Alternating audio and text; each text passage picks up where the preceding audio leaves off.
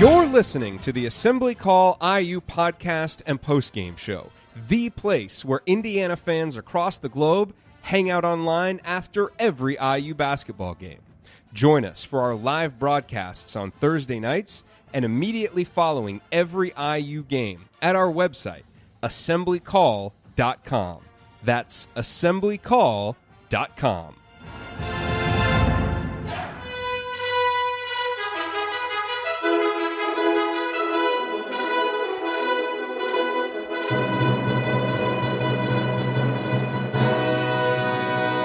And welcome, Hoosier fans, to this week's edition of Assembly Call Radio, where each week we discuss the most urgent topics in the never-dull world of Indiana basketball. This is our 112th edition of Assembly Call Radio, and it is our 488th episode overall of the Assembly Call, recorded on the evening of Thursday, February 21st, 2019. I am your host, Jerod Morris. And let's begin this edition of the Assembly Call how we begin every edition of the Assembly Call, and that is with our Hoosier Proud banner moment. And Indiana is the national champion. When it comes down, Indiana will be champion. Smart takes the shot. The Hoosiers have won the national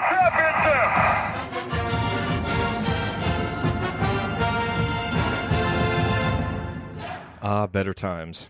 This week's banner moment occurred at the 2:45 mark of Tuesday night's loss to Purdue. Carson Edwards missed a three-pointer, his 10th miss from long range on the night, without making a single one. And Edwards didn't just miss it. Indiana's defense, as it did all night long, forced the miss, led by an uber-intense and focused Al Durham and some timely hedging by Juwan Morgan. That play, that thud of a miss, was indicative of the kind of alert, connected team defense that Indiana played all night on Purdue's best player. Tuesday night marked the first time all season that Edwards was held without a three-pointer. In fact, you have to go all the way back to February 3rd of last season to a game at Rutgers to find the last time Edwards didn't make at least one three-pointer in a game. And while he did make a huge driving bucket late to give Purdue a 46-45 lead, credit where due, Edwards struggled from inside the arc all night, going just 4 for 14. In all, Edwards scored just 9 points on 4 of 24 shooting, good for an offensive rating of 52 for the game, the lowest rating he's posted since his freshman season. It led to Purdue scoring just .76 points per possession, one of the lowest totals they've posted in years.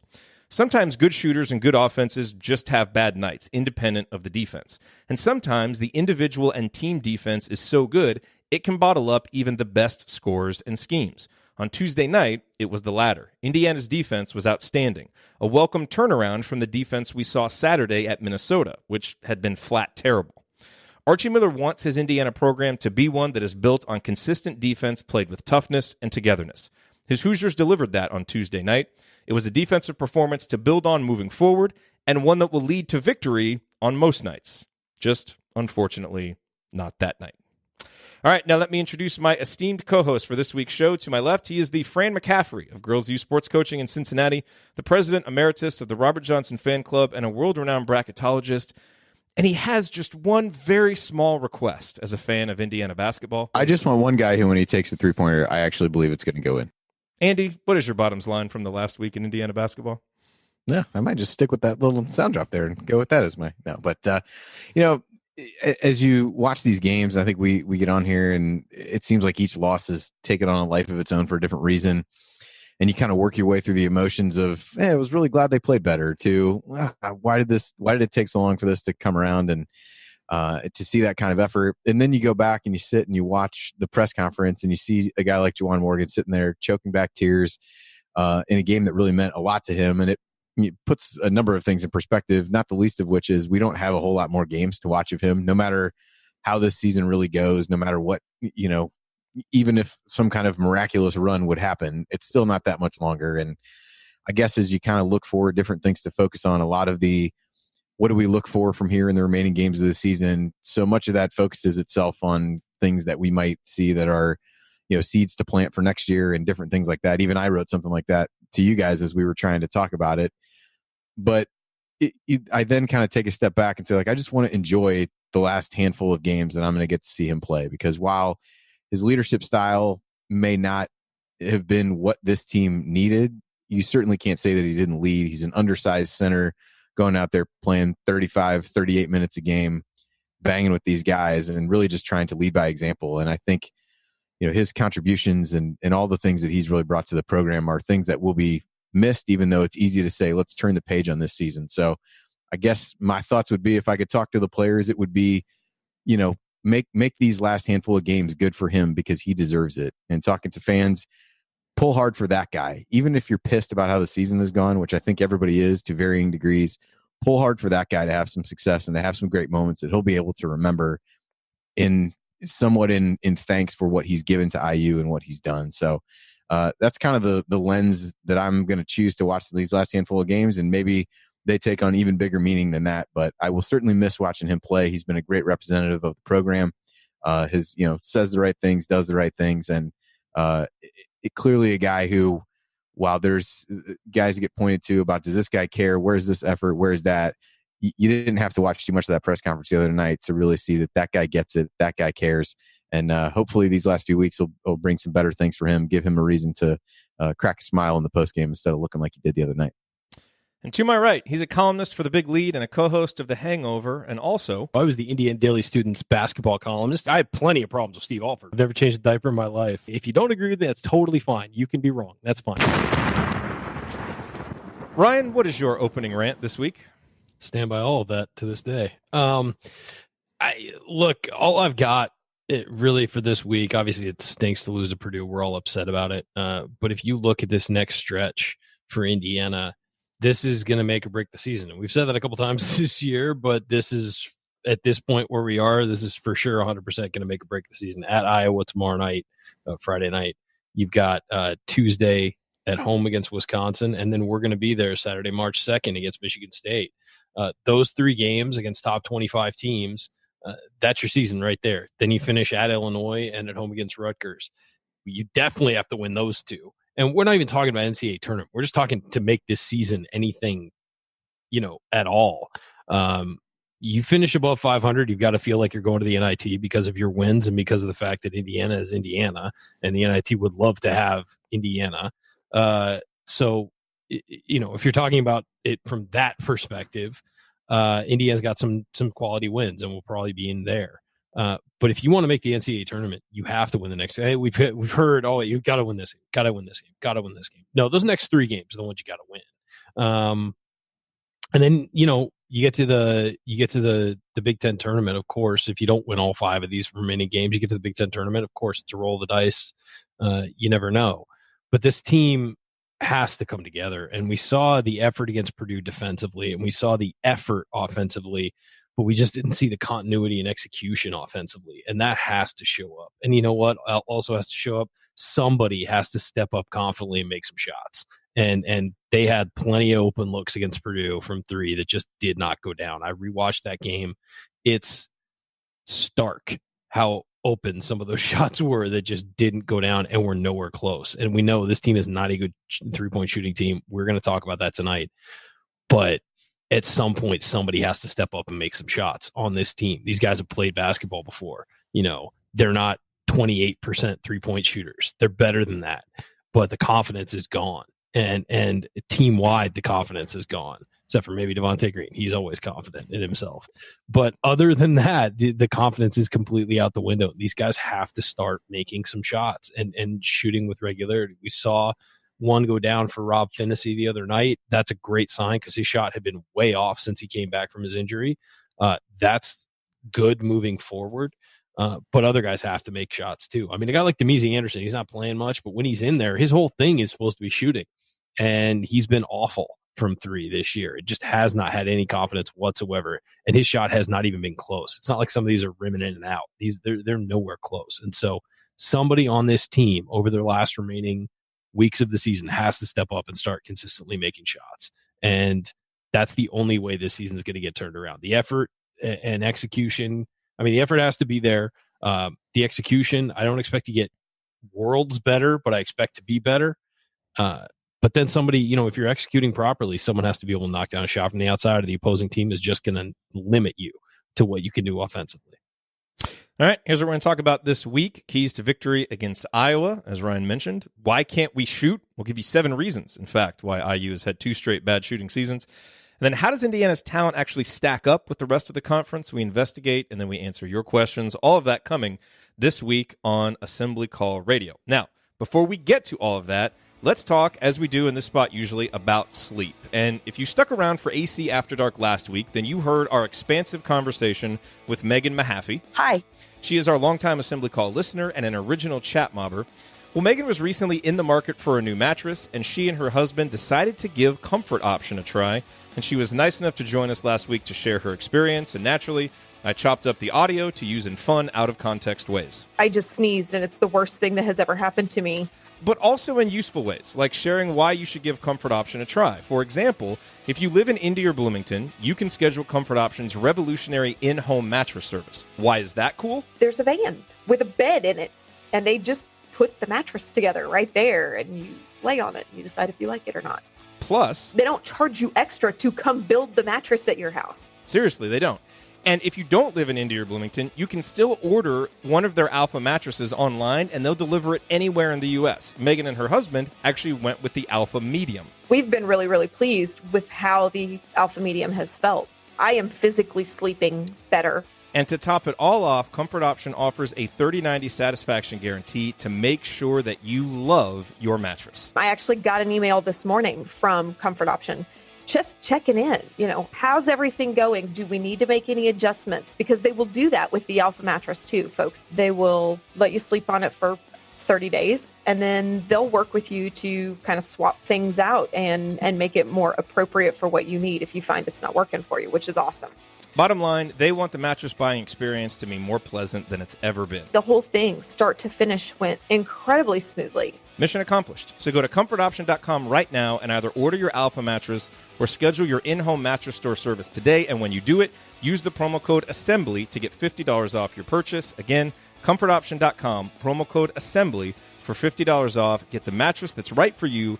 Don't leave your sleep to chance. It's too important. We want you to live. Yes, we do. Can we get some basketball, please? Yes. Okay. Back to talking basketball. Gentlemen, Indiana will have an opportunity to rebound from the Purdue loss and the current 4-game losing streak tomorrow night, Friday night.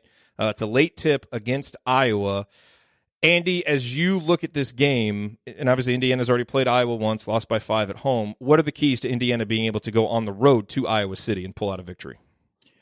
Well, on the one hand, I certainly hope that it felt like for a few games there, Iowa used up any residual luck that they had going for them between some of the shots that Bohannon hit against IU.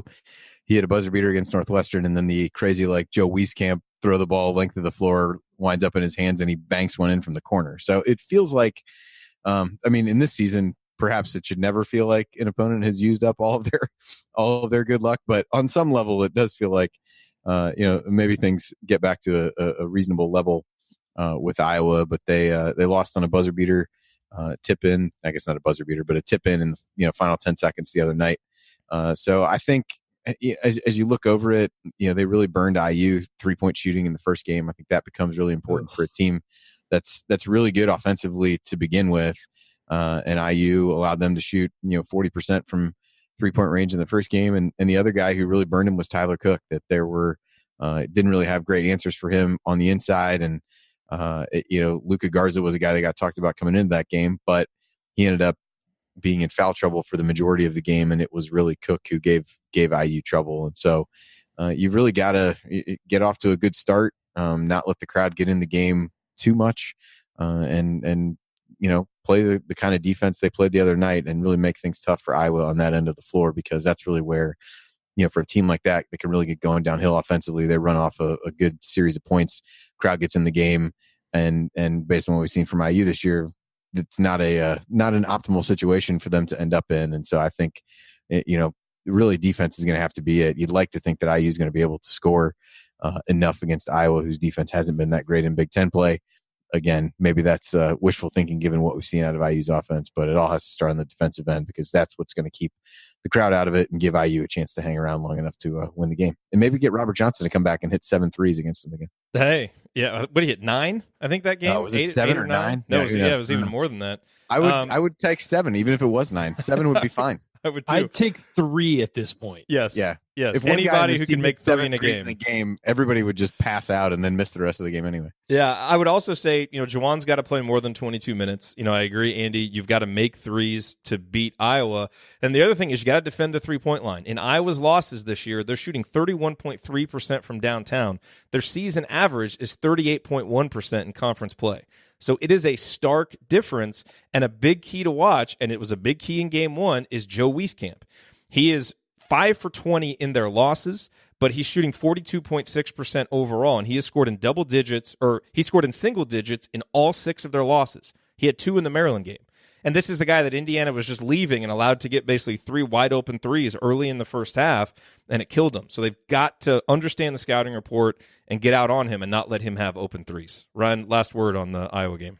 Yeah, here's my key to the Iowa game. Bohannon and Wieskamp cannot combine for 9 threes. I mean, that's just, you can't let him do it. Romeo Langford did not guard Wieskamp well last time. Justin Smith made some mistakes on him. He did in the second half. He just didn't early. No, he did. Yeah. Right, but Wieskamp hit 3 in a row in the first half, basically. I mean, they were in quick succession, not in a row. One of those was Justin Smith with one of the worst approaches I've ever seen. And quite frankly, you can't have those guys hit 9 threes on you. The reason why is because Indiana doesn't have anybody who can hit 9 combined to hit 9 threes to answer it. You look at some of the games this year for Indiana, and the difference in the game is at the 3-point line. And I know that's easy to say, and we keep harping on it about the shooting, but when it's such a weapon in the game these days, you cannot get outscored by 20 points at the 3-point line or whatever it is. And we've seen Indiana consistently get outscored by 15, by 18 at the 3-point line. You cannot do that in the modern basketball game and expect to win games just by pounding it in the paint.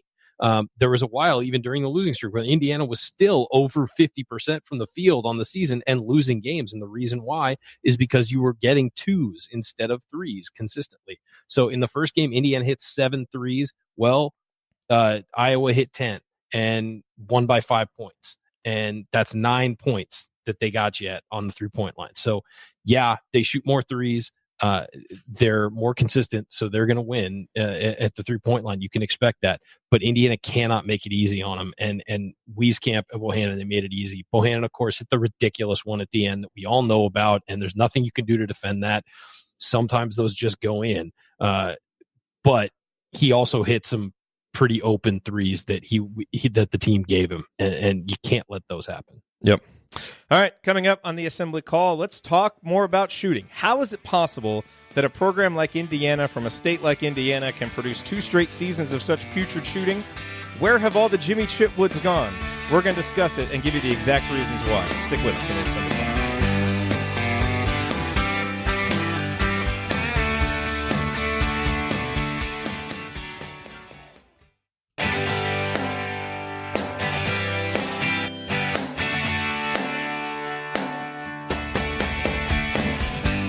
Welcome back to the Assembly Call. You can find all of our content at our website, assemblycall.com. And if you ever want to participate in one of our unedited live broadcasts, Chat mobbers, or watch those replays, then check out our YouTube channel. As esteemed chat mobber Chad once put it, hearing the stuff in between, you get to know you guys a lot better.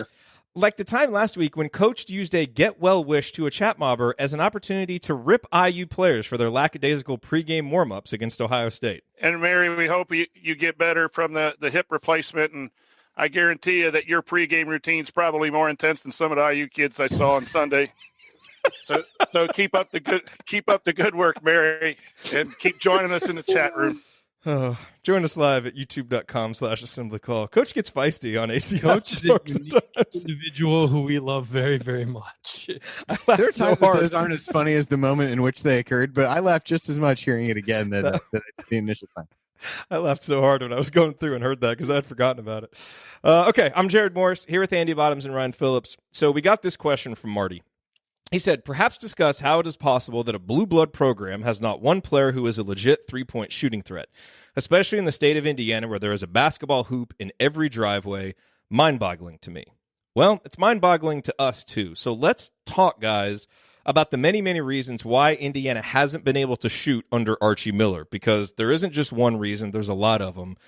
And I want to go through them all here, and maybe there's some that, I didn't add to this list, so you guys feel free to chime in. But let's start first with some things that happened before Archie Miller even got here, because last year Indiana wasn't a good shooting team. This year Indiana is not a good shooting team. But there were some things that happened before Archie even got here that set Indiana on this path. One, just it's worth pointing out, is early departures. Thomas Bryant and OG Anunoby were capable big men shooters who went to the NBA early, and James Blackman Jr. left early too. He would have been on last year's team, and Colin Hartman came back but wasn't really himself last year. So those are all players who, projected just at least based on a 4-year college career to be on the program that would have helped the shooting. More egregious were some recruiting misses and decisions by the previous staff that set the stage for this. So obviously you have, not getting in-state guys, going back previously like a Zach Irvin, or to guys playing now like Kyle Guy. Not getting those types of players hurt the overall shooting. But, I went back and looked at some of the scouting reports of guys recruited by the previous staff that are currently here.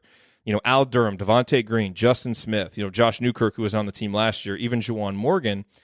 And, look at what they said about Al Durham. His shot is not consistent at this stage, but he shows offensive confidence to continue to shoot.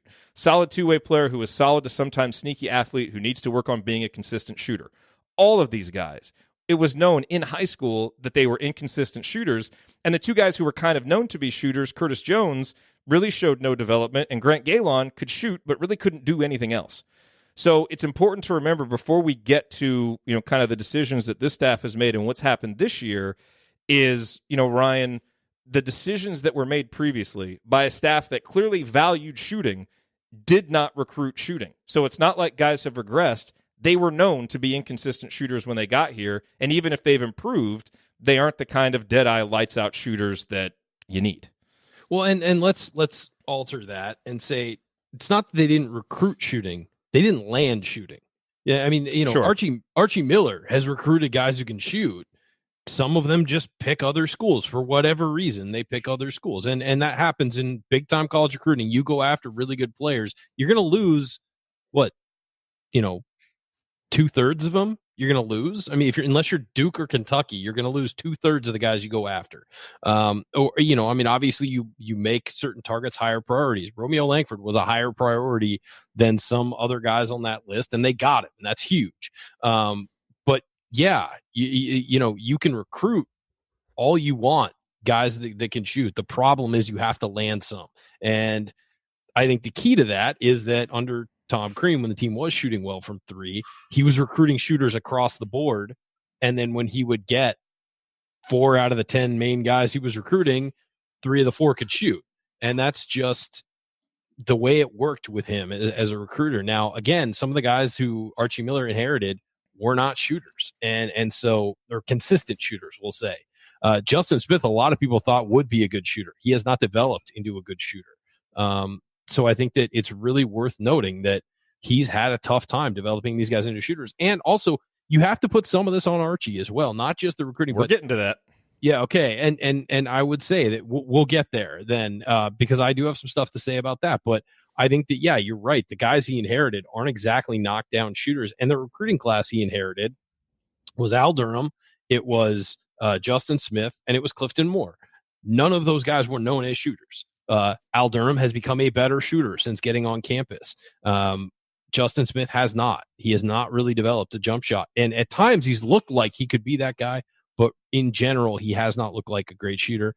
And then, Clifton Moore, we haven't seen enough to even know if he can ever shoot. So it'll be interesting to see how that plays out as their careers expand and whether these guys choose to continue to stay with Archie. Remember, he was put in a very tough spot because with so many guys signing early now, there was nobody really, there weren't a lot of great players still available for him to go after and create a quick relationship with and lock down once he got the job. That's a position a lot of coaches are in. And so they instead opt to, hey, let's keep this recruiting class together, the recruiting class that's there, and then move on and start recruiting the next year really hard, really fast. And that is what Archie and the staff decided to do.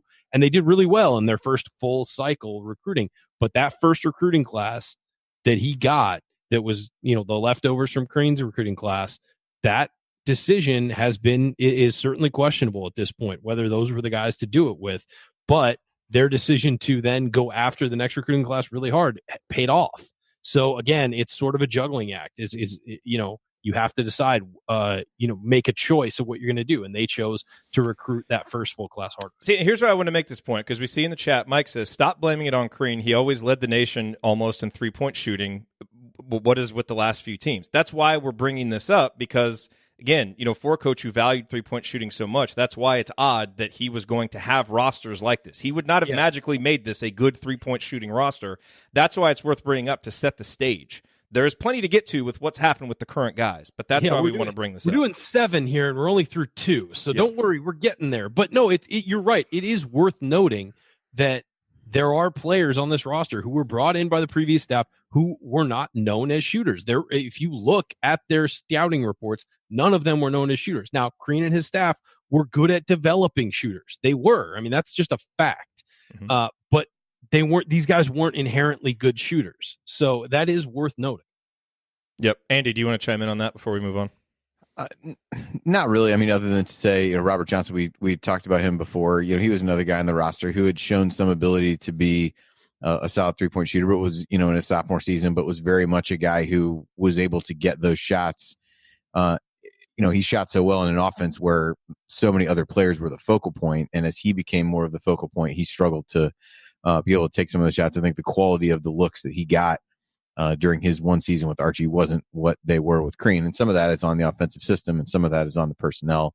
But that would really be the only other one. I mean, really, when you look at this season, I think Al's shown some significant improvement. He's, I think his percentage has jumped by about 10%. Yep. On like 20, I think he's, doubled his number of makes with about, 50% more attempts. So he's jumped quite a bit. Devontae's percentage looks, probably a little bit better than it is. He's at 37.5% this year. But if you take out the Central Arkansas game when he was 6 for 10 from 3, he's only 33% on the season in those games. So, but I think that's kind of what, the scouting report that you had written down talked about him being streaky. That's 100% true. That's certainly, something that we've been able to see. You're listening to the Assembly Call. Jerod Morris here with Andy Bottoms and Ryan Phillips. We're talking about why Indiana has struggled shooting the last 2 years. So I'm going to run through the next 3 here, and I want to get your guys' reaction. So the first one is that we've experienced some freshman year struggles from Rob and Romeo. Romeo shooting 32.3% in Big Ten play, which is better than his season average. The trajectory is up. Kind of tough to expect more than that based on what he was as a recruit and the fact that freshmen often struggle. Yogi, James Blackman, Christian Watford, Jordan Hulls, Victor Oladipo all shot significantly worse as freshmen than they did as their career went along. It's just something that you often see as guys adjust to the speed and the size and the strength of the guys in the college game. Bigger arenas is a big factor. Yeah, and remember about Rob Finney, he is shooting 23.5% from 3 since his concussion. He was shooting 44.8% prior to it. Now, he might have fallen off anyway when he hit the freshman wall, but his numbers have dropped since that concussion. Okay, so part of it is, those two freshmen kind of experiencing some normal, freshman struggles. Rob, we project to be a better 3-point shooter. You also have some seemingly good recruiting decisions by the current staff that haven't worked out. Evan Fitzner, he's shooting 29.3% from 3. He was 40.1% for his career. Demezy Anderson was recruited for shooting. Ryan, as you said, he's not even close right now. Neither one of those guys has been able to provide the key skill that they were brought here to provide. Some of that's on them. Some of that's on the staff. Some of that is just on the confidence vortex that this team has fallen into. And the other one is, frankly, injuries to Jerome Hunter and Race Thompson. You look at their scouting reports from high school, talks about the shooting. Jerome Hunter. Hunter is most dangerous behind the arc and is especially dependable from a stationary position and a catch-and-shoot scenario. His future as a spot-up shooter is what excites college coaches. Race Thompson. We could use that right now? Yeah, I think so. Thompson often demonstrated that he can take the ball himself on the fast break and he can knock down three-pointers. So I know it's easy to say, we haven't seen those guys play all year. Stop making the excuse that they didn't play. All we're saying is those are two of your better shooters that haven't been here. It's going to impact your ability to shoot. Forget and that's that. from two of the better recruits. I know. So that impacts it. But to act like them missing time isn't a factor in all of this is insane. As guys have worn down and as they've played a lot more minutes, that's when other guys step up on your roster. And, that point of the season is where other guys step up, fill in, and then they balance the minutes out a little bit. That has not happened for this Indiana team because there's been no minutes to balance out for other guys and no guys to step up. By this point in the season, I have completely healthy Jerome Hunter and Race Thompson will be pushing for starting spots, in my opinion. That's how good they were as recruits. They were the second and third ranked recruits in this class. So to act like missing them isn't a big deal is foolish. Is that the whole reason this has gone south? Absolutely not. And no one would say that. But it's a factor among many factors. And you can't act like, well, this is the team you got. You got to work. Well, no, but this team prepared all offseason to have these two guys who are phenomenally talented. And by the way, you talk about Race as a shooter. He is a corner three guy. He loves corner threes, and he did that a lot in high school. What he would do is post on the block, and they watched a lot of film on him. He'd post up on the block, somebody would drive down the middle, and instead of sealing his man, sometimes he would do that. Instead of sealing his man, he would step to the corner. His guy would help, boom, pass to the corner, wide open three. And he was really good at knocking those down. He's got a great shot. So, he's a guy who can help you in that way. And so you should expect help to be on the way next year with those two guys.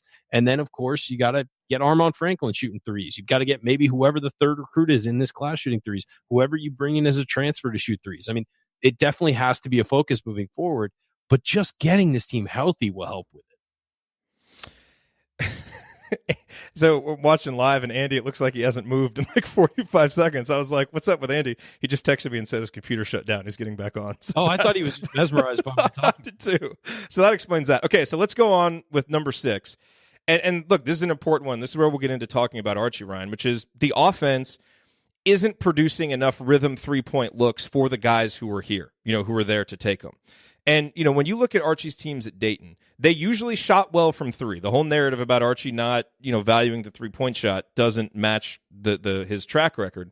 But he always had a reliable point guard with an assist rate that was north of 25%. It's important for how his system runs. You look at Rob Finney. He was averaging 3.14 assists per game prior to the concussion when Indiana was a top 75 three-point percentage team. He's averaging 1.6 assists since the concussion. That's been a problem, as has the fact that Devontae and Al and Romeo haven't been consistent creators as, defenses have packed in the lane. Plus you've had injuries that have hurt chemistry. Duran's been out. McRoberts hasn't even been, his usual self shooting the ball. Finally saw some confidence against Purdue. The lack of practice time together, and then given all of that, Archie and the staff haven't figured out other answers for how to get more rhythm looks. But all of those factors are contributing to guys who aren't elite shooters, and some of them being freshmen who are struggling, taking shots that aren't in rhythm, in a sea of losses where their confidence is dropping. And it's, like I said, it's kind of this vortex that is just creating some of this poor shooting that we've seen. Hasn't been happening all season, but certainly during the losing streak. And that's not to absolve the coaches, because they need to get better at finding the answers. But when you have, mediocre shooters getting looks that aren't really in rhythm, what do you expect? Yeah. That is a huge part of it, is the offense has not looked good. The offense is also meant to have guys who spread the floor, spread the defense out. And if you're not doing that, and you're not making those shots, it's a chicken and the egg thing. You're not getting good looks for your shooters, but at the same time, your shooters aren't hitting the shots when they do get good looks. I mean, it's cyclical, and it works against itself the entire time. And so the offense is meant to have shooters on the floor that can spread the defense out, create driving lanes. It's a driving kick offense. It's actually similar to what Kentucky has run under John Calipari in its most basic form, which is a dribble drive, sort of create motion off of the drive and kick. From what I've seen, when they've gone to sort of a flex offense, it's actually worked because they've gotten more cutting and more movement off the ball, which I think they should probably do more of. But I think that it was also probably installed mid-season because they weren't doing a great job of getting into the offense that they needed to do.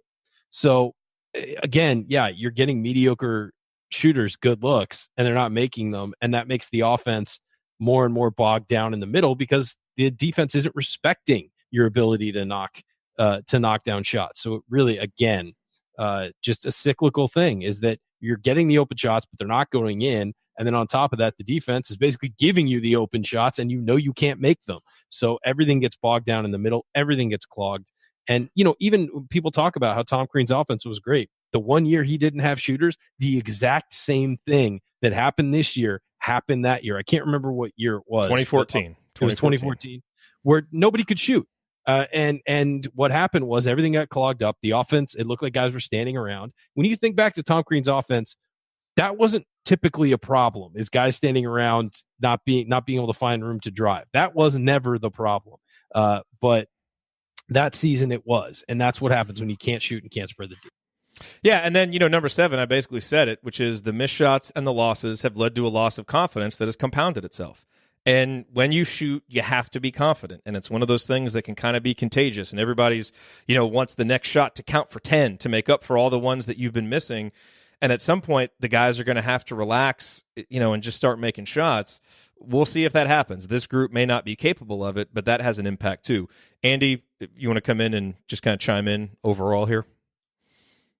Yeah, sorry, I'm not exactly sure what happened there, but I think to go back to the point that was being made before I got booted. When you look back at a couple of those guys that you mentioned who didn't shoot it as well as freshmen, 2 guys did have good percentages on that list as freshmen, even though they got better. Those were James Blackman and Jordan Hulls.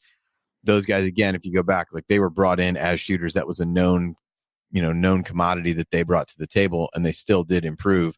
And so I think even as you look at some of those guys that improved, you can kind of look at a guy like Al and say, hey, he's showing similar improvement. I think the Jerome and Race injuries are factors, but it's, on the one hand, I also don't want to say that, these other guys are struggling because they're freshmen, but, these 2 freshmen could have really helped. While they do have those skills, they may have encountered some of the same issues that Rob and Romeo have had. So it's a little bit of everything, but I think most of it is they're just not getting. And I think this is what you saw last year, too. We talked about Rob Johnson. He shot it so well, his sophomore season because he was getting in-rhythm shots off of action from other guys. Yep. Very little of what this team has been able to do has been that way this season, and you see that in the assist totals. When IU shot the ball well, the assist total's been high. I understand that obviously you only get assists when you make a shot, but there is a correlation to the fact that when this team's moved the ball really well and gotten more rhythm shots, they've shown a better, albeit not great, ability to actually hit them. All right, so let's carry this over to the next segment because there are reasons for optimism moving forward, that the shooting will improve. So we're going to talk about that. We'll save what we had for segment 3 maybe for next week or do it some other time. But stick with us. We're going to talk about reasons for optimism that this team will become better as a shooting team in the future. That's next.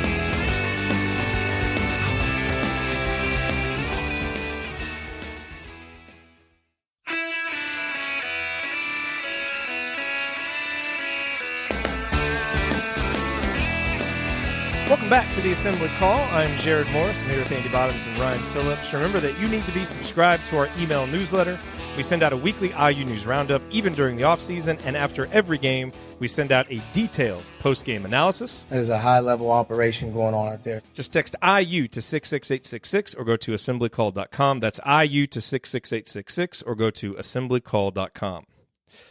Make no excuses. No excuses. Okay, so guys, last segment, we talked about shooting, and we gave 7 reasons why this program has struggled so much to shoot, both last season and this season. And what we didn't get to, and we saved it for the segment, is some reasons for optimism moving forward. Because, look, I think we all agree, if we have to watch another season of shooting like this, it's going to make us question why we watch basketball in the first place. So, the first thing that I want to mention is, again, Archie Miller has a track record of teams being good from the three-point line. Just go look at his history at Dayton. A lot of his teams, took an above-average amount of threes, and they hit a high percentage of threes, when he's got the point guards and the shooters that he needs. And that's the first thing that I want to talk about here, which is recruiting. It is a priority. Indiana recruited Darius Garland and DJ Carton hard. Those are 2 point guards who can shoot. Obviously, we looked at Armand Franklin and Brandon Newman. Armand committed first, and he has drastically improved his shooting. He's shooting up over 40% this year as a senior, which is a great sign. We're targeting guys like Harlan Beverly, Quinones, this JUCO kid that I guess 80 people or 80 different teams are following at a JUCO in Dayton, who's a really good shooter. And we're involved with a guy like Anthony Leal from Bloomington South, who is a really good shooter but doesn't have an offer yet. So, Ryan, it's clear from a recruiting standpoint, this is a target. And just as you mentioned in segment 2 with Green, the big thing is now you've got to land those shooters. But it's quite clear that Indiana is targeting them. Yeah, and I think that there's an urgency because they've seen what's happened this year to focus more on shooters. I think that last year's class, you had Finney, you had Langford, and you had Hunter, who could all shoot, as perimeter guys. That hasn't worked out perfectly. Obviously, Hunter's out. Romeo hasn't shot particularly well, but let's face it, Romeo's also getting challenged by really good defenders on a nightly basis, and that's never been something he's had to deal with. And then Rob Finney, as you noted, was shooting 44.8% or something like that before his concussion. Yeah. He was becoming a reliable three-point shooter. So again, you have to look at this all in context. There isn't one reason why this has gone south, but it's a whole combination of factors. Now, Demezy Anderson, another guy who I thought was going to redshirt this year, I assumed was going to redshirt this year, but who could have, watching him as a high schooler could have helped you from a shooting perspective. Well, he hasn't developed the way he's supposed to yet. He needs quite frankly, I think he needs an offseason where they need to reshape his body, reshape his movement, reshape his leg strength, things like that. Everything that helps with shooting as well. Things like getting more spring on your jumper, because he really, if you watch him shoot, he doesn't move off the floor. We're talking millimeters off the floor when he takes a jumper. That's not good moving forward for him. So he needs to rework his jump shot in that way. He has the instincts for it. We've seen it in high school, but I do not think that he right now is a guy who's going to contribute on a college level right now. But yeah, no, I think there's a commitment to look for shooting. I think that Armand Franklin has really improved his shooting, just his shot. If you look at videos from him as a junior and this year, it's different. He's not a knockdown shooter yet, but the trajectory is there, and he's worked on it and improved it. Rob Finney was not a shooter as a junior, as a sophomore and junior. He improved his senior year, and his shot looked way better when he stepped on campus and stepped on court this year. So you can develop and get better at it. But it's also key to get guys who just instinctively know how to knock down shots and are used to doing it. And I think that they're really trying to focus on that right now. Yeah, and I think also, Andy, in terms of the returning players, and Ryan mentioned some of them, Al has already shown improvement. So not a guy who projected as a good shooter coming out of high school, but he has shown some improvement. That's good. Rob, again, projects as a solid shooter and facilitator, which we've talked about. It really impacts this. He can fill both of those roles. And then, look, we are all hoping that Jerome Hunter is healthy, able to play, because he's going to help that too. Maybe it takes him a little bit of time to adjust next year, but he certainly projects as that moving forward. And then we'll have to see, guys like Demezy and some of those others. But there is some reason for optimism with the returning players. Maybe none of them are a Jordan Hulls, but that all of those guys can at least start to become high 30s, low 40s, reliable type shooters. Yeah, I think the challenges with some of this is you look at a guy like Al, and from everything you hear and you hear said about him is just what a hard worker he is and how much time he's really spent into working on his jump shot. And when you go back to some of those other guys that you mentioned, you had those those freshmen listed. Hulls was known as a shooter. Certainly he worked at it, got better, continued to find ways to get his shot off and things like that. Blackman was known as a shooter, did get better as a shooter over the course of time. But you also had a guy in there like Oladipo who was not known for his shooting at all, but just was a guy that you always heard just worked his butt off to try to get better. And I think those similar things about being in the gym are things that I feel like are said about Al. So I think it's got to be a mix, right? You've got to get some guys who come in just with that inherent ability to shoot, like a Hulls or a Blackman or guys like that. But it's okay to take on some guys who you think could project as good shooters who are going to get in and really work. I think what has been kind of left with this year is freshmen and Al, who's really worked to get better at his shot. So I think if you can continue that kind of trajectory and get those kinds of kids in, a mix of those can be successful at that. And I think Franklin, quite honestly, seems like a guy who's already done some of that work, even as you guys said, from his junior to his senior year. So that's a positive sign for him, really, being diligent about working and trying to refine his game, get better at those kinds of fundamentals. So I do think there's reason for that. If guys can really take that challenge and work on those things and get better, I think that's good. I do think Finney has a good, foundation, but he was a guy that was not necessarily known as a great shooter coming out of high school, but was another one that seemed to kind of work on it over the course of his career as you read through different scouting reports there, and had definitely shown some ability to do that. So if he can make some of those jumps from a freshman to a sophomore as the other guys we mentioned, and Al continues to shoot the way he is, and you get some other guys in, I think it's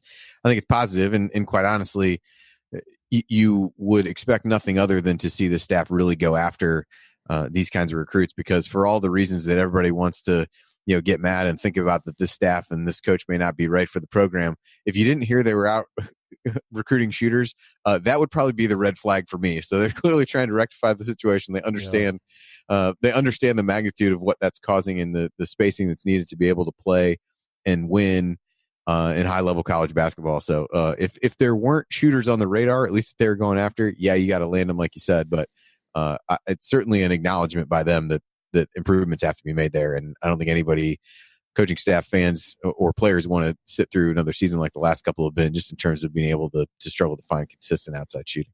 Hey, you know what else they need to do? They need to hire someone to help these guys work on their shots. I am not pitching myself for that, but somebody needs to come in. They had one on the staff before. The last staff, I don't care if you hire them as a, support staff member who can come out during practice and help them, on their off time work on it. They do need somebody to help these guys tweak their shots. Yep. And every college team should have that. And so we haven't really heard that there's a guy on staff that does that. I like this staff in general, but they need some guy to be able, somebody who's a specialist, and make him like your film editor. I don't care whatever title you want to give him, your video director or whatever. Give him like a random title and let him come out and work with these guys in their off time on their shot, or even just like an assistant to Cliff Marshall or something like that, who can work with these guys in open gyms on their shot. They need that. They absolutely do. Even if it's with the good shooters, to make sure they're not, developing bad habits or whatever. So, because it's pretty obvious on video to see that the tweaks for these guys aren't that dramatic. They just need, to constantly be working on it and constantly be pushed. And there's a reason Al's gotten better. And you know why Al's gotten better? He's been stuck in the gym working on it. Yep. And every report we've heard is about that guy's work ethic and how he has worked to make himself a better player. And the other thing to think about when it projects to next year, look, Romeo and Juwan are tremendous players, and losing them is going to hurt in a lot of ways. But they are two of Indiana's three highest volume three-point shooters. Juwan shooting 31.9%. Romeo's at 26.7%, although he's been better in Big Ten play. Opponents are happy to let those guys shoot it. And once they aren't there, you're going to get more of the three-point attempts spread around to other guys who shoot a higher percentage. So, look, not having them is going to have cascading impacts elsewhere. I'm not here to say right now Indiana will be better without those two guys. But from a shooting perspective, you will have more natural three-point shooters taking more three-point shots, which should lead to, more prolific three-point shooting, outside of maybe a rematch with Butler or in the Crossroads Classic, because Juwan makes every shot there. But other than that, that will help the three-point percentage go up. Andy, any final thoughts on this before we move on? What you were just talking about in general, I think it'll be interesting to see what the offense does, because we talk about, we get on and talk about it. Well, it's, four guys kind of standing around watching one of them, hoping they're going to make a play. So it's kind of sometimes good to have those guys that you feel like you can rely on, but sometimes it's also a crutch. But that also means that other guys are really going to have to step up, as you said, to assume that from an offensive talent standpoint, this team is going to be better absent those two guys is probably foolish. But I think that maybe lack of predictability of defenses really being able to key in on those guys and really forcing other guys to have to be able to move and make plays within the flow of an offense as opposed to relying on individuals will be hopefully helpful and something that we may see, and it will certainly be something that everybody will be looking for going into next season. All right, so I know earlier that I teased that we talk about, Indiana's talent, how it stacks up to other Big Ten teams. We'll save that for next week. We might talk about it on the YouTube version, so you can always go to youtube.com/assemblycall, check it out there. We may talk about it between segments, but we'll save that, maybe do it next week, or I'll put it out as a blog post, but we will definitely get to it in the future. All right, coming up in our final segment, we're going to answer your questions, including one about what Indiana needs to do to just make the NIT, another, if we have time, about what causes some of the offensive issues we've seen from IU, and others. That is next. Stick with us.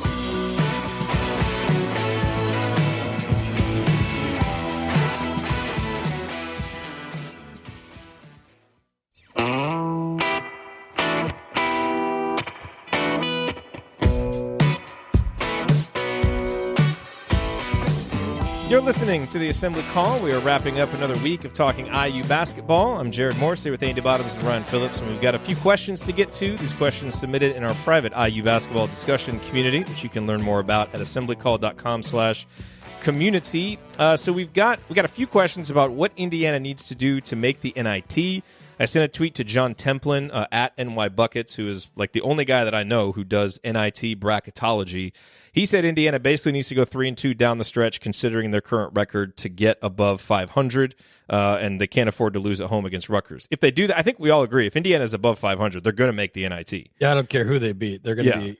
I mean, if they're, because you have to be above 500 to get the invite, right? Actually, you don't have to anymore. But, really? Yeah, technically, but they typically only take teams that are over 500. Right. They changed the rule. Yeah, but yeah, if they're above 500, they're getting in. Yeah. The big swing thing with the NIT, the way they changed a couple years ago, and I think I brought this up last year because sadly we've had NIT discussions 2 years in a row. But for teams in non-major conferences that won their regular season but don't win the conference tournament, they basically get an automatic bid to the NIT. So, you've got a set field that the number of quote unquote at-large bids is based upon how these teams do in their conference tournaments. So. As unfun as it might be to root for the favorites sometimes, that might be what IU fans will need. And yes, if Indiana got an NIT home game, they would take it. They would take it. There would be no more ridiculous nonsense. You get a couple more weeks to practice with your full roster, you're taking it. Jeffrey asked, why didn't Race play after his good play versus the Gophers? I don't know. Might have been just the matchups. I haven't heard. I didn't hear Archie address it, so I haven't heard any reason beyond that. Hopefully he'll get a chance to get in there against Iowa. And then let's end with this, Ryan. This is from Max talking about the freshman class. It has obviously had some ups and downs. It's had some injuries. Are you still buying this class as a foundational class for Archie Miller that can do what he needed it to do? Yeah, I don't see any reason why not to. Rob Finnessy and Romeo Langford were fantastic when they, before Rob's injury, and then Hunter and Jerome Hunter and Race Thompson were the number 2 and 3 recruits in that group, and they've both been injured all year, so you don't really know what you're getting from them. Based on what I've seen of them, I have no doubt that they'll be good basketball players. Jake Forrester was always a long-term project. I think he'll be fine as an energy guy and potentially a guy who, if he develops the right way, could start as a senior or later on in his career. And then Demezy Anderson, I said, was a guy who needed a red shirt and needed to develop. So they've been pretty much what I've expected. The guys on the floor who I've seen on the floor have been exactly what I expected. The problems have been Race Thompson and Jerome Hunter have been injured, and they were the second and third ranked recruits in this class who were supposed to be a big part of the team. So yeah, this is pretty much what I expected from the other guys. And Rob Finnessy, even before his injury, Rob Finnessy was better than I expected. So this class isn't a problem, I don't think. All righty, well, that's going to have to do it for us on this week's episode of The Assembly Call. If you want to see us do the show live, join us. Chat mobbers.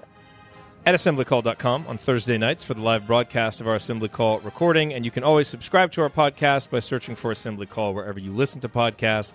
And don't forget to go to assemblycall.com or text IU to 66866 to join our free email newsletter. Thank you for listening. We will talk to you again for the IU Iowa postgame show Friday night after the Iowa game. Till then, keep your elbows in and your eyes on the rim, and go Hoosiers. Thank everybody for coming out. All right, I got to get out of here, folks. Thank you. Thank you for being here and for listening to this episode of the Assembly Call. We appreciate it. And we really do rely on the support of audience members like you to keep our show going and to keep growing.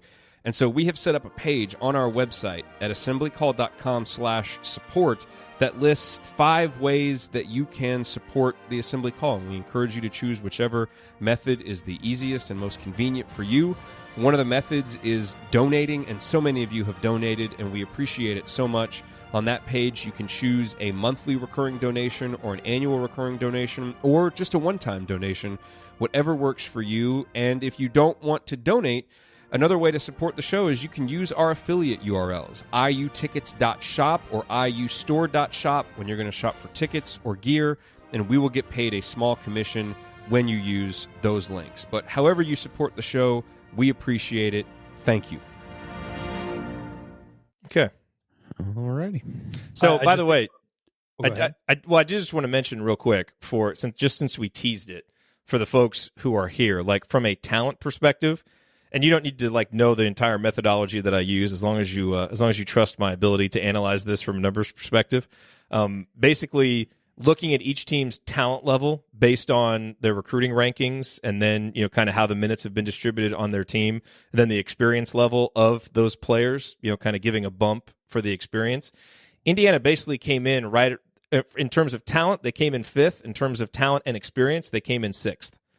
So it's one of those things, maybe not quite as high as the preseason projections would have suggested in terms of, being good enough and experienced enough to compete for a Big Ten title, but a hell of a lot better than playing in a Wednesday Big Ten game. And what was really interesting is the teams that really seemed to outperform their recruiting rankings and experience levels were Purdue, Iowa, and Wisconsin. All three of those teams are 60th or better in the country in three-point shooting and 75th or better in turnover percentage, which has seemed to kind of help them be able to compensate for maybe not having, the highest quote-unquote talent or experience. And Nebraska, Indiana, Northwestern, and Minnesota have all underperformed their level more than anybody else, and they're all 224th or worse in three-point shooting. It would appear that three-point shooting is important in modern college basketball. No way. Just big way, if true. And not big always something that is indicative in recruiting rankings. That's one of the things. I mean, sometimes you have to go for a lower-ranked guy who's a better shooter to get that shooting in your program. Okay, so you're in tomorrow night, right, Ryan? Yes, I am. Okay, Andy's out, so I need to ask Coach. He'll probably have a game. It's Friday night. Maybe. He'll Yeah, probably have a game. 9:15 tip, I think. Their sectional is Saturday. He said if they win their sectional, he's coming next Saturday. So he's not going to be able to be at the game. But he said if they win, he's going to drive down and buy beers for everybody on Saturday night. Nice. So wait, their sectional is next Saturday? Next Saturday is when Yeah, their it's next sectional is supposed to be. Okay. That's what he said yesterday or last Got week. it. Yeah, the draw was this week, wasn't it? Yeah. But I was gonna say, well, they're still playing, but I was gonna say if he had a player who was a good shooter, we could go to the Hyper and do a shooting demonstration. I would totally fully do that video if you guys wanted to one year, maybe next year. That would be cool. No, we should totally do it. Yeah, just get me some shorts and let's ask JD if we can get a current Hoosier to do it. I'd like you to just walk over to the Hyper and just walk. If we could just video you walking up to random people asking if you can do it. Yeah. Hey, I'm a then shot doctor. Yeah. Can I? By the way, like you have to go back. Sir, it looks like you might need a little bit of help. And then You they have to go back and find it, Jerod. You think you are? You have to go back and find it. You dubbed me the shot doctor. You said our resident shot doctor, Ryan Phillips. I never called myself that, and I still haven't ever called myself that. You did. You absolutely did. You were being sarcastic, I think, joking around, but you did call me that. 100%. This is another one to of go those mine cases. through episode number 200 to try and find. There you go. Then This then is I one guess, of those I cases guess where the probably first just- part of what you said could be believable, but then you followed it up with the part where, but I've never called myself that. No, I've never sat there and been like, yeah. At which point it all went to hell. So, Yeah. We need to do another one of those Twitter polls, see who people believe. Did Ryan dub himself the shot doctor, or did I mean, I might have said it mockingly or I think you did. sarcastically. Yeah, no, I think you That did. might be true. Yeah. And then that's how it caught But on. you've embraced it to a pretty large extent. I mean, Yeah. to not I take mean- any responsibility for I definitely thought it before Jerod said it. Like there's no joke there.